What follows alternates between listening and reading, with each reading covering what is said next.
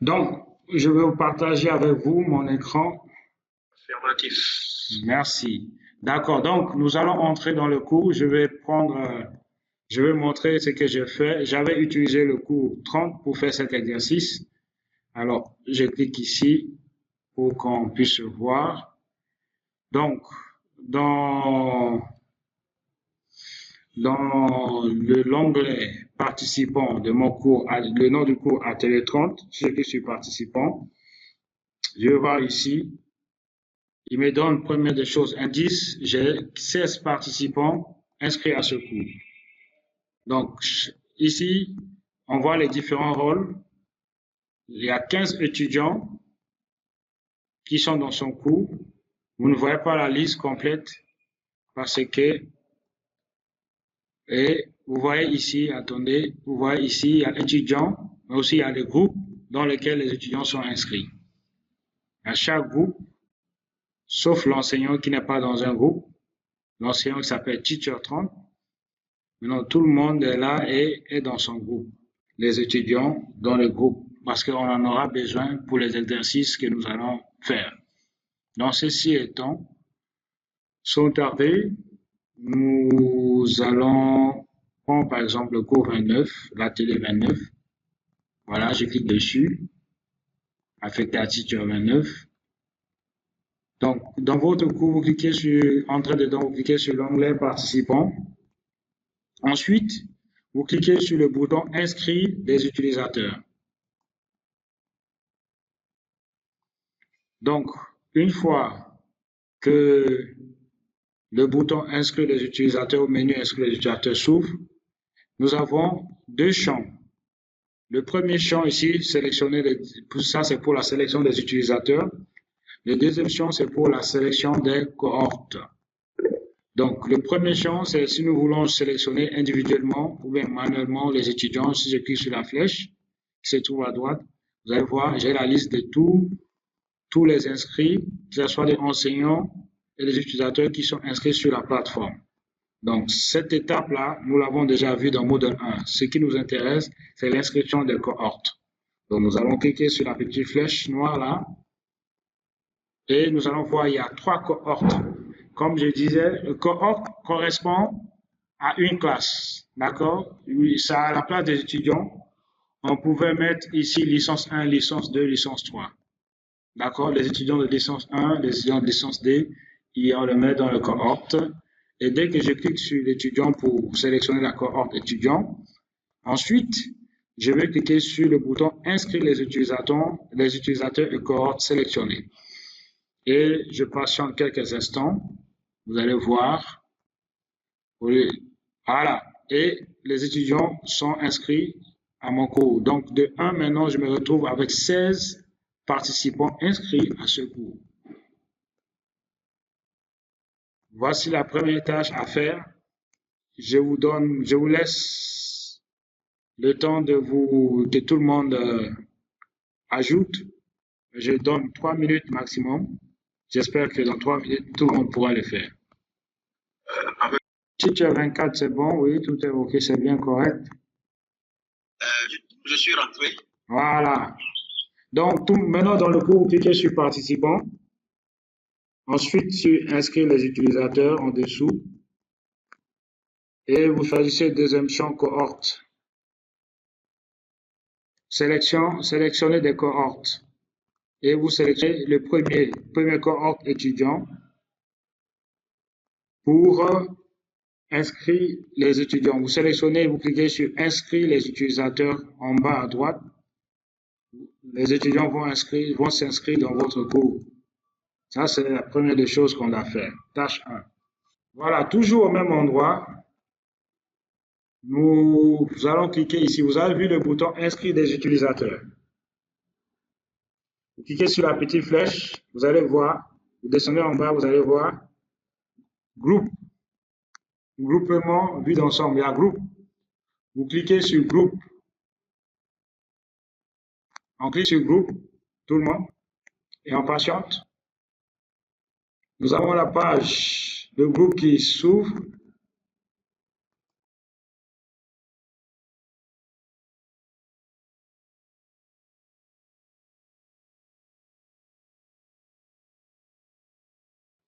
Donc, il y a trois façons de pouvoir créer ou bien attribuer des groupes aux étudiants. Il y a manuel, automatique et aussi laisser le choix aux étudiants d'intégrer le groupe. Mais généralement, on utilise de manière plus classique euh, les deux formats, c'est-à-dire on crée des groupes, on intègre les étudiants à l'intérieur. Voilà. Donc, ceci étant, nous allons créer de deux façons, c'est-à-dire qu'on va créer manuellement d'abord, puis aussi on va voir comment créer des groupes de manière automatique. Supposons que vous avez une classe de 50 étudiants et vous voulez les donner des tâches en binôme ou bien par groupe de 5, etc. C'est là où l'intérêt de création de groupe devient très intéressant. Donc, pour créer un groupe manuellement, vous descendez en bas sur le bouton Gérer. Il y a Créer un groupe. On clique sur Créer un groupe et on patiente quelques instants. Il nous demande de nommer le groupe. Voilà. Donc, nous avons la possibilité ici, on va écrire groupe 1. Groupe 1, ok, on écrit groupe 1. Si vous voulez, vous pouvez donner l'identification à ce groupe-là. Bon, l'identification de groupe c'est pas exigé, hein. Il donne l'explication ici.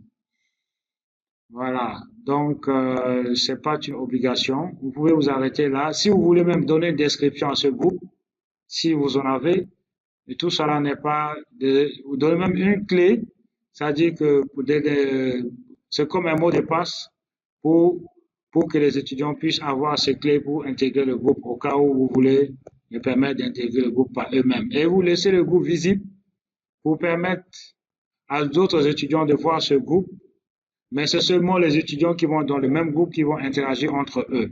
Et il y a l'option messagerie de groupe. D'accord?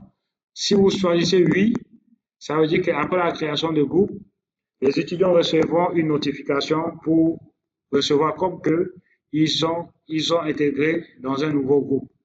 Et aussi, si vous voulez donner une icône à ce groupe, vous pouvez ajouter une image ici, comme vous le voyez. Donc pour nous, on va s'arrêter juste à la création ordinaire du groupe. Après, on clique sur le bouton enregistrer. Donc le groupe 1 est créé. Il est là. Pour le moment, il y a 0 membre. D'accord? On va faire une deuxième fois cette opération, hein. Allez-y. Vous cliquez encore, on descend en bas, sur toujours créer un groupe, vous créez un deuxième groupe. Le groupe, on va le nommer groupe 2. Et on descend tout à fait en bas, on valide le message du groupe, puis, et on clique sur enregistrer. Donc nos deux groupes sont créés. Mais pour le moment, il n'y a aucun étudiant à l'intérieur. Est-ce que nous sommes ensemble? Je ne vais pas trop vite, ça va? Ça va les amis, rassurez-moi. Oui, ça va. D'accord. Donc, vous avez pu créer vos groupes déjà? Oui, les deux groupes sont déjà là. Ok. Ok, super. Maintenant, nous allons ajouter des membres à nos deux groupes-là. D'accord? Pour ajouter des membres, nous venons ici sur la colonne de droite où nous montre le nombre de groupes. Ajouter et retirer des utilisateurs. Vous cliquez dessus. Vous avez vu, nous avons les étudiants sont là. Les 15 étudiants sont bien reconnus ici dans ce groupe-là. Donc, vous pouvez sélectionner les étudiants. Si vous appuyez sur les touches contrôle de votre clavier, vous pouvez sélectionner plusieurs étudiants en même temps. Vous laissez vos doigts appuyer sur CTRL de votre ordinateur. La première touche qui est en bas, tout à fait en haut à gauche. Vous pouvez choisir le nombre d'étudiants que vous voulez. D'accord? Supposons ici, j'ai un groupe de... Je vais prendre jusqu'à les 5 étudiants comme ça et je clique sur le bouton Ajouter. Et je patiente. Donc, je viens d'ajouter dans le groupe 2 7 étudiants. 7 étudiants, groupe 2. C'est bon? Je viens d'ajouter 7 étudiants dans le groupe 2. OK? Pour revenir en arrière, pour ajouter les étudiants dans le groupe 1, ça c'est le groupe 2, hein, je pense. Je descends en bas, tout à fait en bas. Je clique sur le bouton Retour au groupe en tout à fait en bas à gauche. Je reviens, je sélectionne le groupe 1, cette fois-ci. Et je clique sur Ajouter ou retirer des utilisateurs. J'avais prendre jusqu'à 15, donc je sélectionne Vous avez deux colonnes. jusqu'à la dernière. Une colonne pour identifier le nombre de groupes et l'autre colonne pour identifier les membres de ce groupe. D'accord, je viens d'ajouter 8 étudiants dans le groupe 1. Donc tous mes étudiants sont affectés dans le groupe. Je vais revenir en arrière, je descends en bas, je clique sur Retour au groupe pour la liste des groupes créés et les étudiants qui sont à l'intérieur. Ça, c'est ce qu'on appelle création de groupe par méthode manuelle. C'est bon? Mais non. Supposons que nous avons une cinquantaine des étudiants, ou bien vous êtes dans le grand université, parfois vous avez en ligne jusqu'à 500, 200, 100 étudiants. Vous ne pouvez pas le faire manuellement, ça devient une tâche fastidieuse. D'où l'intérêt de la création de groupes automatiques. Elle devient vraiment utile à ce niveau. Nous allons supprimer, c'est aussi l'occasion de le voir, nous allons sélectionner nos deux groupes créés et les supprimer, et puis maintenant créer ça de manière automatique. Pour supprimer le groupe créé, je clique sur le premier groupe, j'appuie sur CTRL, je clique sur le deuxième, le groupe 2, et je descends tout à fait en bas. En bas, tout à fait, vous allez voir, il y a un bouton, normalement supprimer, qui va s'afficher. Supprimer, supprimer, il est où? Voilà, il est là. Le bouton supprimer, il est là. D'accord? Si vous cliquez sur supprimer et vous confirmez, les groupes vont être supprimés également. On clique sur oui. Donc, nous venons de supprimer les groupes que nous avons créés manuellement. Cette fois-ci, nous allons le créer de manière automatique. C'est bon, on est ensemble? Nous allons cliquer sur le bouton créer des groupes automatiquement. Cliquez dessus en dessous de créer un groupe.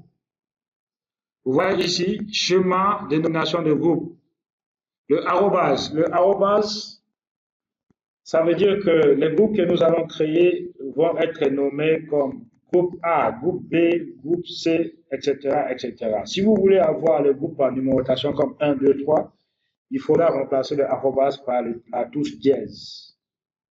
La touche dièse se trouve avec la combinaison, si vous avez un clavier QWERTY ou AZERTY, le Alt droit qui est à côté de espace et vous appuyez sur la touche 3, vous sélectionnez ça, ça remplace ça par dièse. Donc, ça veut dire que le groupe que nous allons créer va porter le nom 1, 2, 3, 4, etc.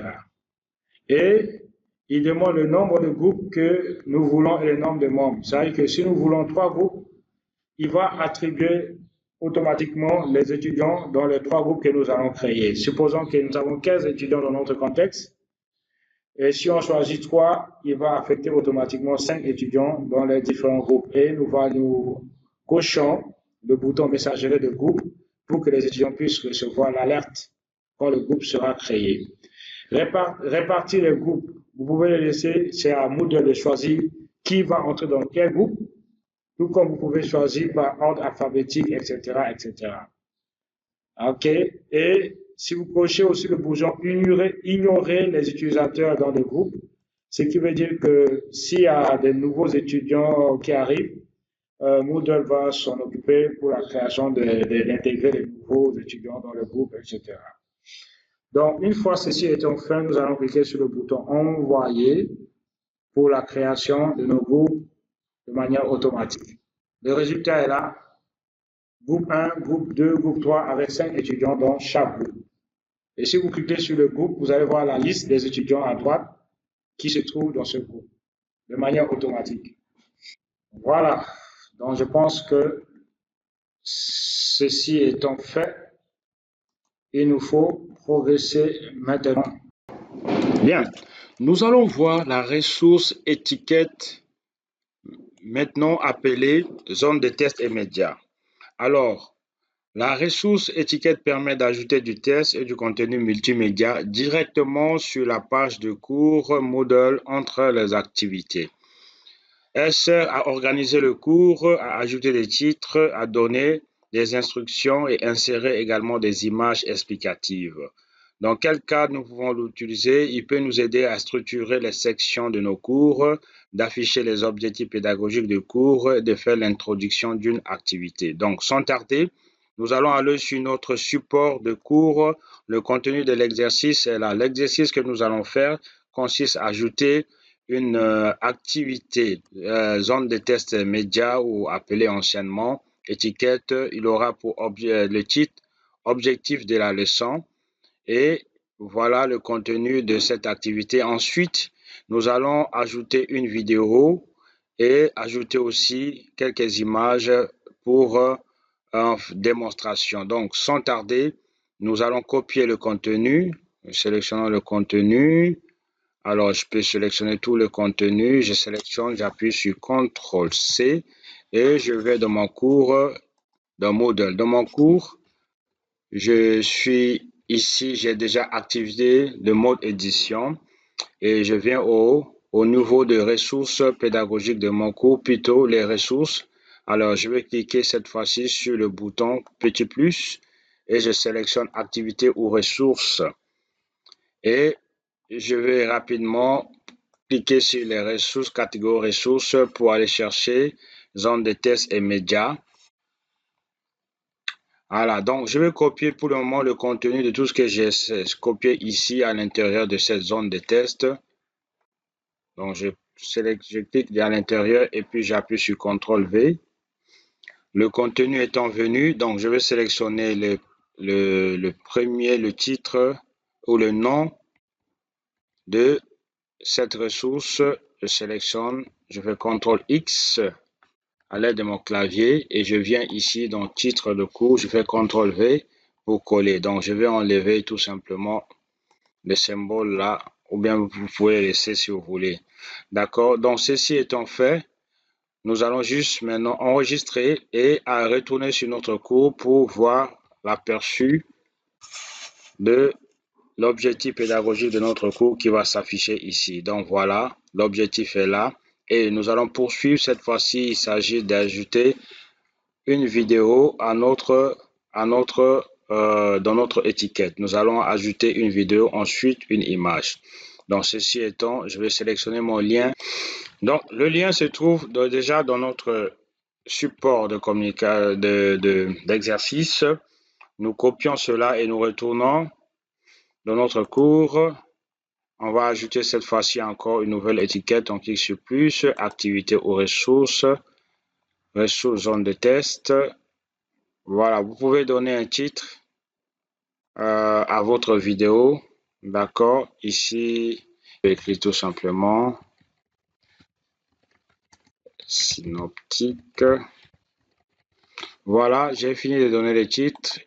Moodle me propose la correction, je sélectionne la correction et cette fois-ci, je vais cliquer ici sur le bouton multimédia. Si c'est une image que vous voulez insérer, vous cliquez sur le bouton image. Voilà. Et je clique sur le bouton. Si c'est une vidéo sur votre ordinateur, vous cliquez sur la petite flèche là pour aller chercher la vidéo. Mais comme il s'agit d'un lieu URL YouTube, vous cliquez sur cette case là et puis bouton ajouter. Et vous cliquez dessus sur enregistrer pour faire afficher cela dans votre cours.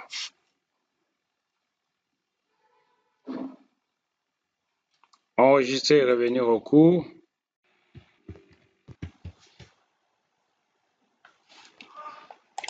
Donc, nous allons cette fois-ci ajouter des ressources comme image dans notre cours. Donc, zone de test, vous pouvez la voir ici aussi, sans aller forcément dans la catégorie ressources. Alors, c'est des images illustratives du cours, hein? OK. On peut dire, par exemple, hein, c'est juste à titre d'exemple, je prends l'évangile de Matthieu.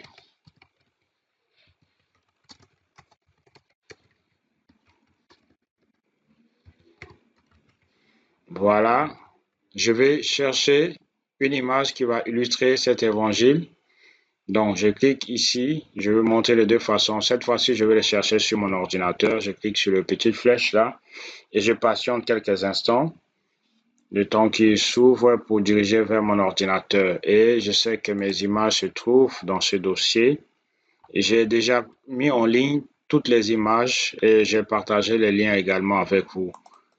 Donc, il suffit juste de cliquer sur le lien que j'ai mis dans le groupe, que je vais encore remettre, pour que vous puissiez avoir accès à ça. Donc, il s'agit des médias d'étiquette. Voilà. Je prends l'exemple, celui-ci. Je le sélectionne et je clique sur le bouton ouvrir ici. Je patiente quelques instants. N'oubliez pas qu'après que votre image, il demande de donner une image de décoration. Je crois qu'il est OK. Je mets Mathieu tout simplement. Voilà. Et je valide avec enregistrer. Là, il a gardé la taille originale, mais je voudrais encore attirer l'attention. Quand vous insérez vos médias, que ce soit images et vidéos, par défaut, ils sont alignés à gauche. Donc, vous devez venir ici, vous cliquez sur les 3 points et vous cliquez sur le bouton centré. Voilà, vous pouvez même ajouter du texte en dessous de l'image, test avant comme après. D'accord, ça aussi c'est possible. Mais dans notre cas, nous allons tout simplement enregistrer l'image et revenir à notre cours. Voilà, si on descend, vous voyez, voilà, l'image illustrative du cours est là. Donc, vous pouvez faire ceci. Voici comment il faut procéder pour utiliser l'étiquette. Donc, l'étiquette, c'est pas pour des longs contenus, c'est pour des courts contenus illustratifs dans notre leçon ou dans notre cours. Donc, nous allons créer la ressource livre dans notre cours. Bien avant, la ressource livre permet de créer un contenu pédagogique structuré en chapitres et sous-chapitres avec une table de matière. C'est l'équivalent d'un manuel numérique interactif que nous allons créer. Alors, la ressource livre permet d'organiser un cours complet, structurer les chapitres, intégrer du multimédia et créer un support pédagogique imprimable également. Dans quel cas nous pouvons utiliser les livres? Nous pouvons utiliser la ressource livre pour les cours théologiques, les modules universitaires, formation continue et les manuels pédagogiques. Alors, pour l'exercice pratique de cette ressource livre, nous allons créer un livre qui sera intitulé Introduction au Nouveau Testament.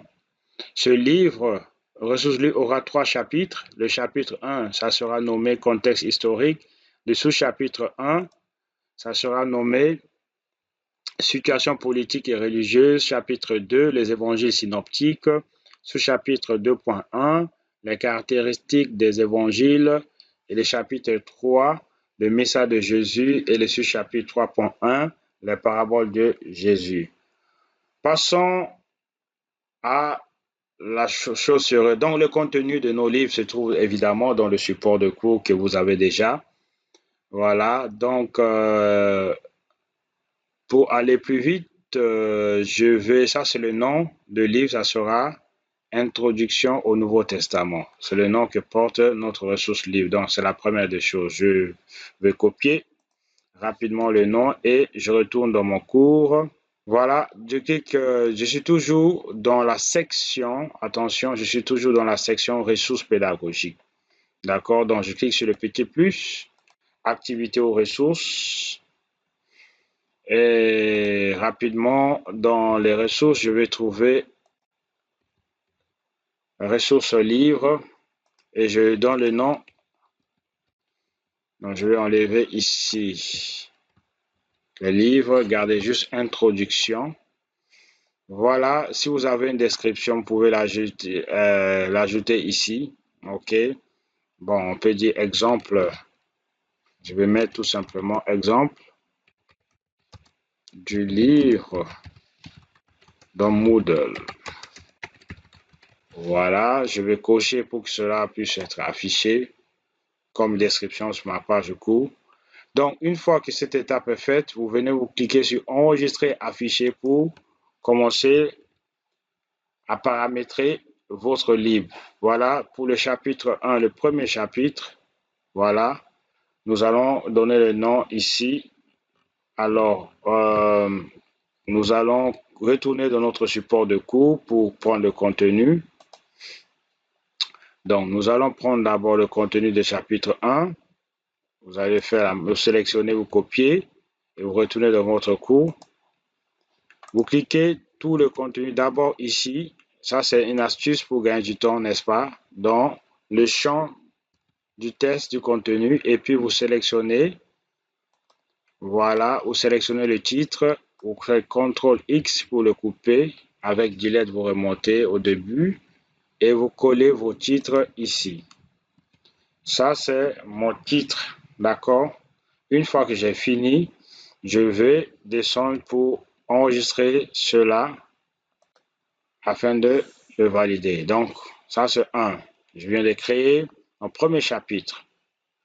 Alors, nous allons avancer de façon graduelle. Le sous-chapitre 1, d'accord? Je vais copier également. Je retourne sur mon cours Moodle. Et je vais cliquer ici en haut à droite sur le petit plus pour ajouter un nouveau chapitre. Chapitre ou sous-chapitre, c'est la même procédure. Donc, je clique toujours dans le champ contenu et je récupère le titre de sous-chapitre. Je sélectionne tout cela ici. Donc, je double-clique 3 fois, il va tout sélectionner. Je retourne ici, je vais coller. Cette fois-ci, je retourne au début. Je vais enlever le thème sous-chapitre parce qu'il va le faire de manière automatiquement. D'accord? Je coche sous-chapitre et je vais en bas jusqu'à enregistrer. Vous allez voir, voilà, systématiquement, il met ici un point chapitre 1 et sous-chapitre 1. Donc, nous allons faire la même procédure pour tout le contenu et voir le résultat final.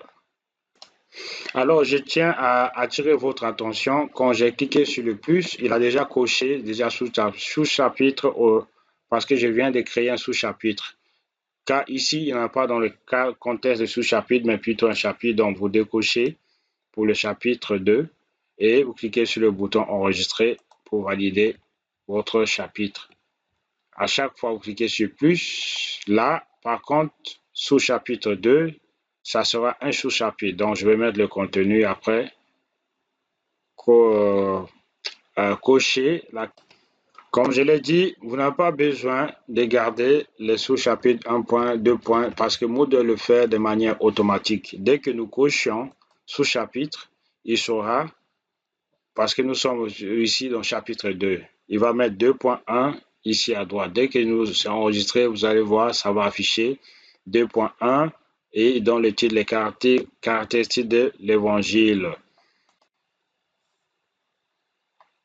Voilà, ça se fait de manière automatique. Vous pouvez enregistrer une bonne partie d'un livre ou bien si vous avez un livre intégral, vous pouvez mettre vos cours, une activité sous forme de livre pour que les étudiants puissent lire le contenu et les valider, cocher comme une activité achevée.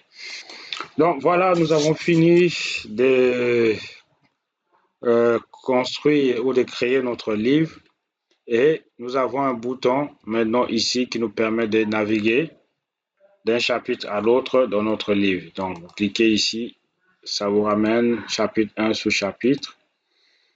Voilà, vous pouvez mettre autant de contenu possible. Vous pouvez aussi ajouter des images comme des vidéos dans vos livres pour donner vraiment beaucoup de vie à votre contenu pédagogique. Donc, voilà pour ce qui concerne les livres.